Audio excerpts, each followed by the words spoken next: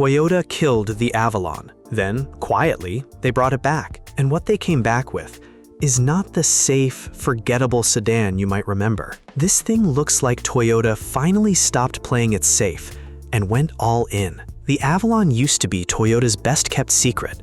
Big, comfortable, well-built. But it never turned heads. It never made anyone stop and stare. It was the car you bought when you wanted a Lexus, but didn't want to spend Lexus money. And then Toyota discontinued it.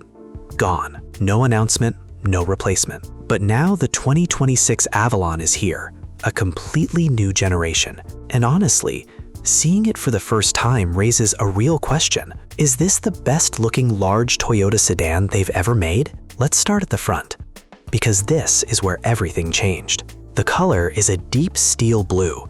It shifts depending on the light. And it works perfectly with the design. The headlights are slim and sharp. Each one uses layered LED elements that catch the light cleanly. They sit low and wide, and that alone changes the character of the car. And then there's the grille.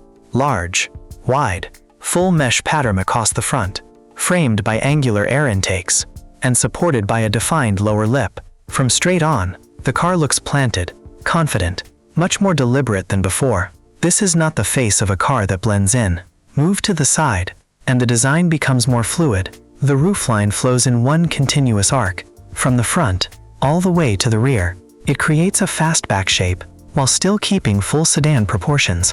The body panels are clean, no unnecessary lines, no visual clutter, just smooth surfaces that let the shape do the work. The wheels are multi-spoke alloys, large enough to fill the arches properly. From above, the panoramic roof becomes visible. It stretches across most of the cabin, and it changes how the interior will feel. If this makes it to production, it's a serious upgrade for this segment. Now the rear. This is where Toyota made a very specific choice. A full-width LED light bar, running edge to edge across the trunk.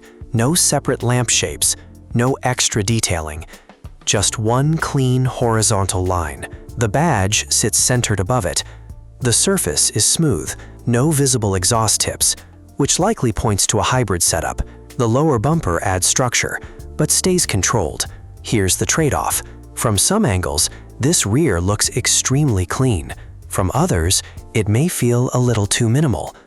It's a deliberate contrast, aggressive at the front, restrained at the back. Whether that works depends on the buyer. Now step inside. This is where the Avalon makes its strongest argument. The cabin uses a light cream-colored leather throughout. Seats, panels, dashboard, all consistent. It creates a warm, open feeling. The panoramic roof adds to that, bringing in natural light across the cabin. Then there's the ambient lighting, a soft teal tone running through the interior. It changes the atmosphere, especially at night. The dashboard stays horizontal and clean. The screen is integrated, not dominating the space. A digital cluster sits behind the wheel, simple and readable. In the rear, space becomes a priority. Legroom is generous. Dedicated climate controls are available. This is a cabin designed for both the driver and the passenger. Now the powertrain side. The absence of exhaust outlets suggests a hybrid system. That aligns with Toyota's current direction, but full specifications have not been confirmed yet. So for now, expectations are based on what Toyota has already been doing. Positioning-wise, the Avalon still sits above the Camry and below Lexus, which means it has to justify itself in a competitive space. Now the bigger picture. The Avalon disappeared because the market shifted. SUVs took over, but large sedans never fully went away, and now they're starting to come back. This version suggests Toyota sees that shift and is responding to it. Here's the takeaway. This is not the old Avalon. The design is sharper. The interior is more refined. The overall direction is more intentional. It's no longer trying to stay unnoticed. It's trying to stand out, and whether it fully delivers depends on execution. But one thing is already clear. The Avalon is no longer just the safe choice.